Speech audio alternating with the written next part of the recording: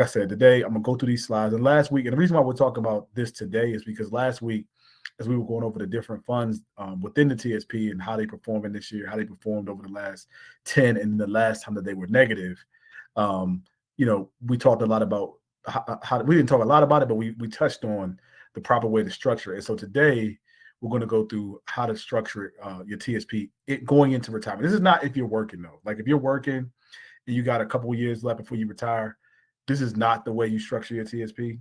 But when you're retiring, this is the way that you should think about retiring in your situation. In most cases, not every case is different, but in this case, the theory in this is how you should do it. And again, as I mentioned many times, the way you do your TSP is very different than your neighbor, right? Your neighbor who works a full-time job does it, not full-time, nobody part-time, but like works a private industry job, doesn't have a pension. The way they handle that 401k, aka your TSP, is very different than how you are because you have a pension. Most federal employees, you know, have anywhere between $2,500 to $4,500 in a pension, FERS employees anyway. That's very different than somebody outside of the government, right? And so their 401k is their pension, right? Is their nest egg, is their everything. In your situation, most federal employees that are retiring, with 25, 30 years of service, um, you don't need all of your pension for income, but you do need your pension for other things. Not your pension, your TSP for income solely. You use your TSP for other things. So what I'm gonna do here is I'm gonna show you all, how we structure. So let's just get to it, right? The topic of the day is obviously, these major layoffs and everything's coming. We talk to people every day in a lot of these HR departments, and it is doom and gloom, to be honest with you, right? A lot of these agencies are like, yeah, we're getting ready to roll out these layoffs. And these are people that I know and trust, and they're telling me this stuff. And I'm reiterating, and I'm like, is this really going to happen? They're like, no, Will, this is coming down the pike.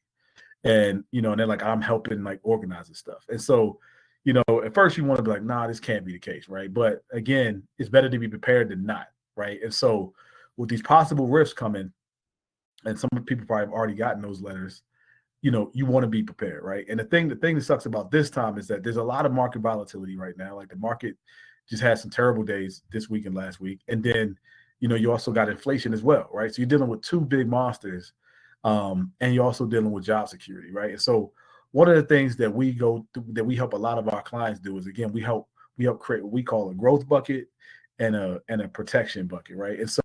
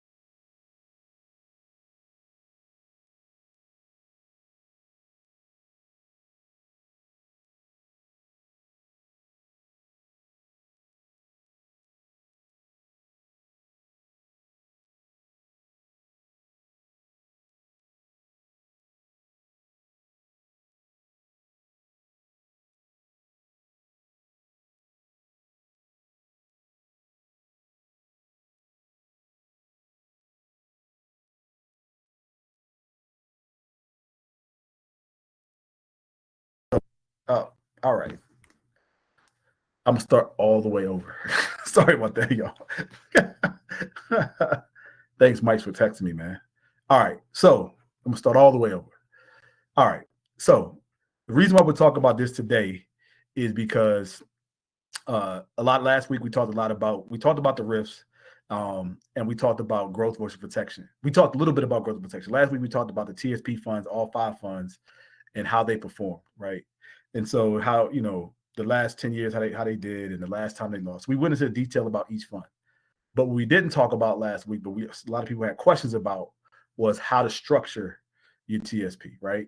And so and so today we talk about how to structure it. This is mainly though for people that are retiring this year or thinking about retiring.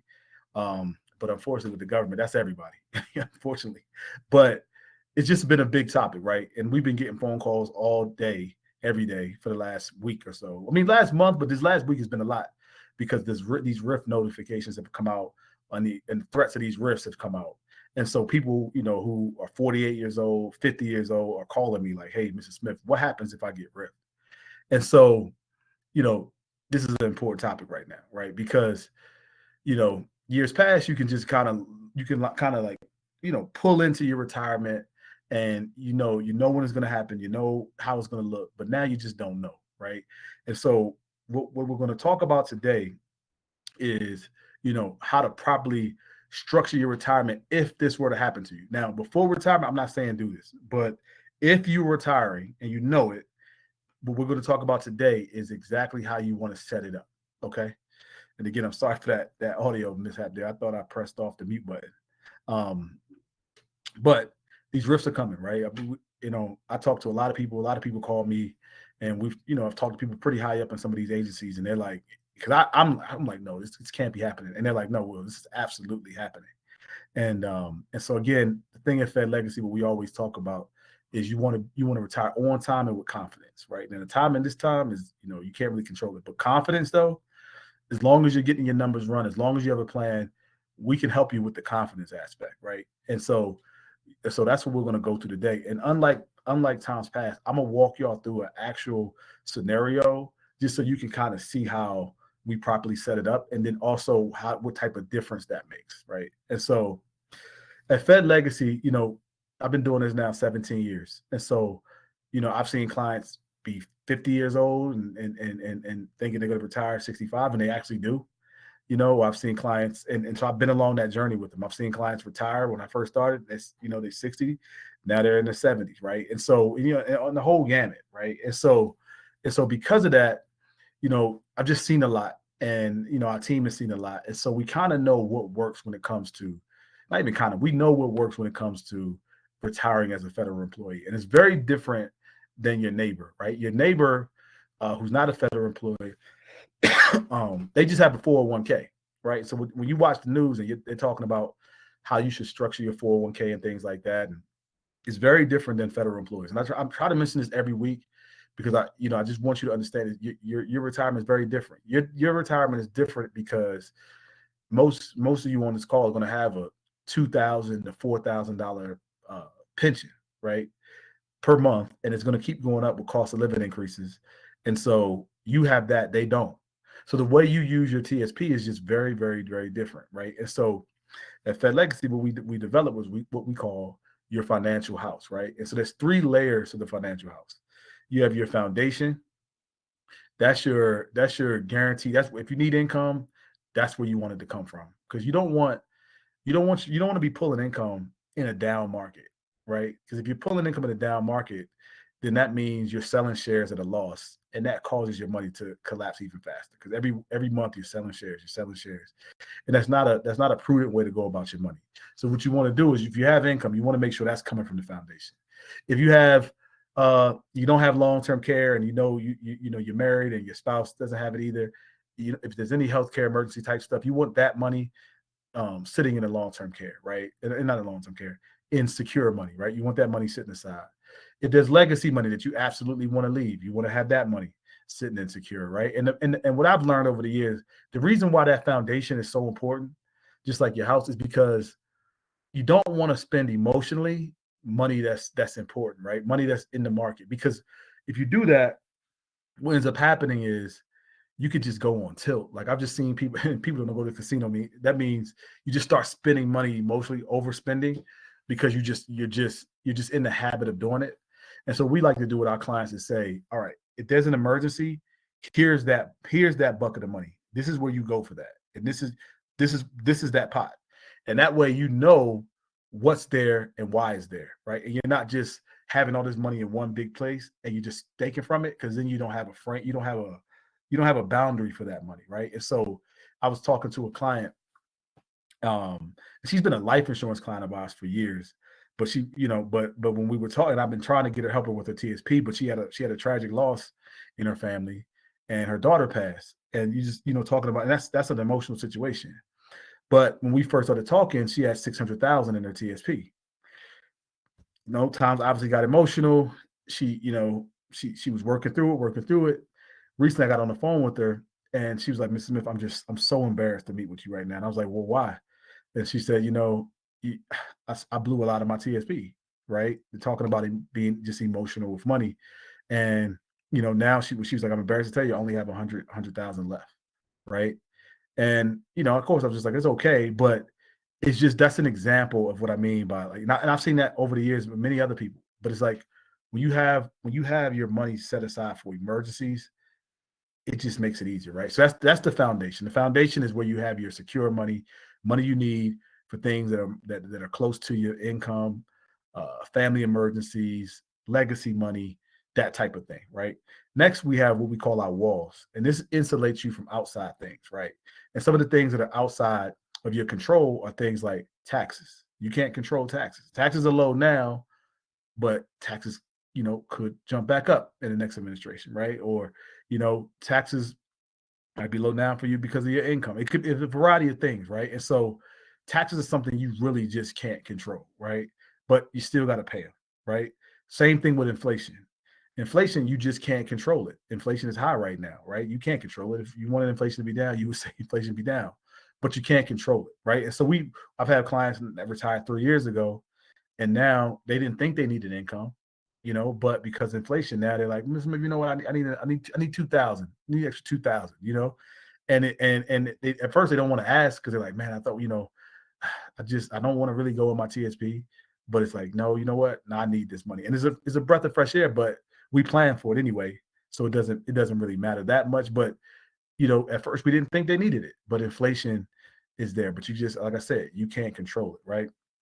Now, with both of those, you can't avoid them, but what you can do is you can create strategies to lessen the impact, right? And I'm gonna show you that in a minute. And so the walls is that, right? And things like Roth conversions are there, different things like that to help you with taxes, right? And then you have your roof. Your roof is the part of your financial house that gets the most exposure, takes on the most quote unquote damage in storms, right? But it also has the most risk. But in this case, it's risk that you choose, right? And what I mean by that is you want to have a percentage of money that you have at risk, and you don't care if the market goes down, because you have the walls in place, because you have the foundation in place, it doesn't matter. You could just ride out the storm, right? Just like you do when you're in your house, right? You just ride out the storm in the roof, because here's the thing: when the sun comes back out, you want your money and planted in the ground, so that when the seeds grow, they grow big, because that's how it happens, right? Market goes down for a couple of months, and then one day out of nowhere, S&P is up 10% today.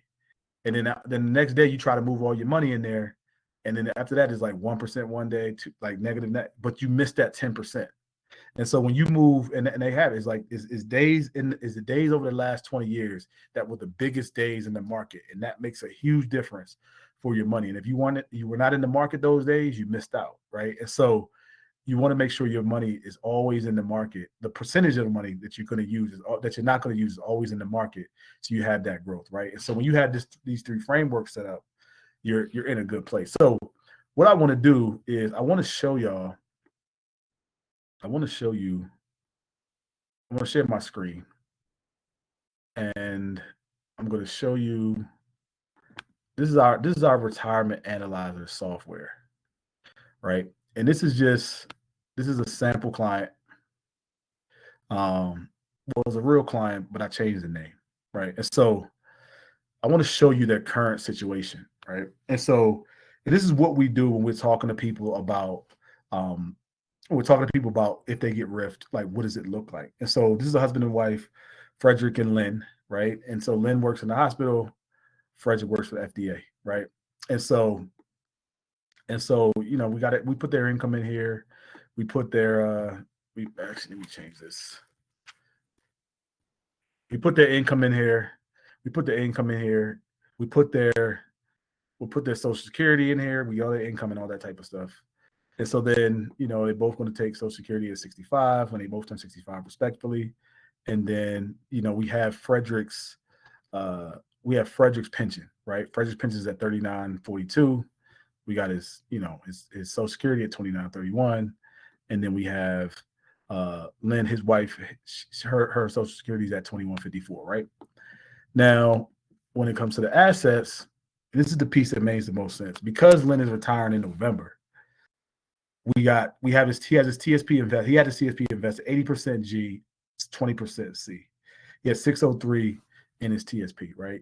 And when we did the math on that, he was getting an average of about 4.75%. Okay. Now, what we did was, again, going back to creating that financial house, we showed him a growth strategy that will make a big difference for him, right? So, like, when we look at the first thing I did, especially when there's a spouse that's a federal employee versus a spouse married to someone that's not, the first thing we want to look at is, okay, after the survivor benefit, what happens? What happens if Frederick would have passed? What happens with Lynn? Because Lynn's only going to get 50% of his survivor benefit, right? And so what we do is we run a life analysis on Frederick, right, to see what's going to happen. And so what we did, we looked at it. They have a negative income. That's okay because you can take money from the TSP for that. But that's it's going to make a big difference in a second. And so when we looked at this, what this shows is if Frederick would have passed at 82 years old and Lynn being 80, Frederick's money, his money would run out at 88, right? Because if you look here, their expenses are higher, right? Rather on the high side, and the income doesn't cover it, but the TSP does cover it, right? It will make up a difference with the TSP. That's why you see it kind of remaining steady the whole way, right? And I know I'm deep in the weeds on this, but it's important that you all understand it, right? And so after we met with them, one of the things I did was I said, okay, well, the big culprit is the growth on your money, right? And so what we did was we looked at this, and it's something we always do. We just call it our TSP maximization. This is what I'm looking at with everyone who's coming to me and they're saying, okay, I'm going to get RIF, because you're going to need, most people that are going to get RIF, they're going to need income, right? And so what I did was, again, same situation, income situation. And what we did was we took $250,000 and put it in an IRA. The reason why we put it in an IRA was because the IRA, two reasons. One, he had 80% of his money in the G fund, right?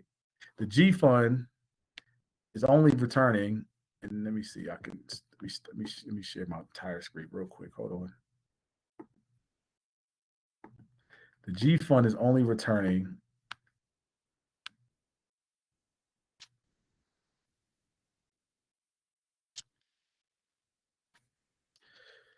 when we look at these funds, the G fund is only returning over the last 10 years 2.57%. He had 80% of his money there, right? And if you look at the G fund, and it's rightfully so, right? You're getting ready to retire. The market is kind of crazy right now. You're getting close to retirement. You want to kind of play it safe, right? And the G fund is the only place you can really play it safe. And so for him, he moved it all to the G fund. 80% to the G fund. But if you look here, right on that TSP website, they tell you the G fund is subject to the possibility that your investment would not grow enough to offset the reduction of purchasing power that results from inflation. And so what you were seeing on their chart when the life analysis was that 80% of the G fund, that 4% he was getting average, just wasn't enough, right? And so what we did was, going back, we looked at it, we was like, okay, cool. Let's put more of your money into, let's look at, first of all, what you need for income and what you need for protection, right? And so 250,000. I'm not gonna go into the details of how we did that because it would just take too long. But we came with the number 250,000. The 250,000 was the money we needed to as a protection money. We didn't need 80%. We needed 250,000. And what that did is that we put them in the IRA, and the IRA has a protected aspect to it. And the IRA on average gives you between 6 and 8% per year, right? So we just put 6.5% as our average return here. And I'll go out of that, still keeping it conservative. But then what we were able to do, because we said, okay, well, Frederick, you can let this TSP grow because the income is going to be taken out of this 250, if you need it, right? And so what we did here was that we go back to this life analysis because now we're getting 6.5%, and now we also have the money in the C fund. And just go back to the C fund really quick. If you look at the C fund over the last 10 years, the C fund is at 12.96 as opposed to 2% on the G. And so even still, we like to still play it conservative. We put 8.5% here, still keeping it conservative. Even though it's 12, we put 8.5. But now his money is split up. The important money and the growth money are in two different buckets.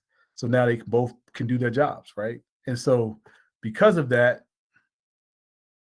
now we go back to this life bucket again, just analyzing the life. And we do a lot of other things, but this is an easy explanation for you all.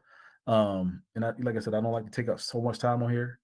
But now when we look at it, even though we have this red, but of course we're going to take care of the income with the IRA. Now you see, there's no, even with the expense is still higher, there's no loss. It's much later in life, right? And so it's a very different experience, right? And so, and again, we would go in here and fix the income and things like that. But I just wanted to give you all overview of how difference it makes when you maximize your TSP. Also, we add in tax strategies, things like that. But the main thing is the difference a growth bucket has versus not having a growth bucket, right? And so, going back to the slides here.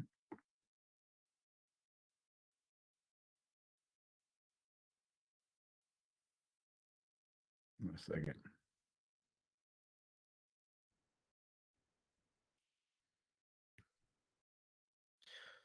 When you have this structure set up, especially when we get into the tax planning and things like that, and I've talked about it on the other calls, it just makes a huge difference. I mean, you're talking about thousands and thousands of dollars saved in taxes, thousands of dollars saved, inflation, hedging against inflation. It makes a big difference when you have a structure set up rather than not having a structure set up. And so one of the things we realize a lot of times is people go one of two ways. They go all G fund or they go all C fund, right?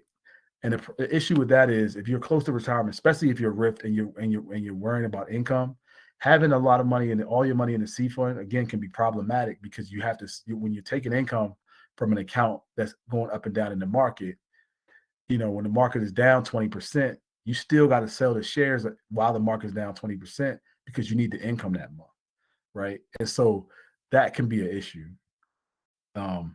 Another thing when you're retiring early and you're trying to structure your retirement, you want to make sure, especially if you're younger, because when you're younger, your pension tends to be lower, right? And so what that'll do automatically is put you in a lower tax bracket. And so when that's the case, it's good to start doing your Roth conversions because you end up paying a lot less in taxes when you do those Roth conversions. And we've talked about that on other calls. And maybe next week we can dedicate that to fully on Roth conversions. But having that tax strategy in place makes a huge difference when it comes to your retirement planning and also your income planning. So one of the things you want to make sure is that you balance out that G and C. Why does she put 2024? But you make sure you balance out your TSP. Make sure you have an income protection plan. That's a super important thing if you're getting RIF, because again, your pension to be one thing, but you're more than likely going to need extra income, and you want that income to be stable. And when that income is stable, it just gives you a lot more peace of mind. But also, it allows you to be a little bit more aggressive with the rest of the money that you have in your TSP because that income portion is so taken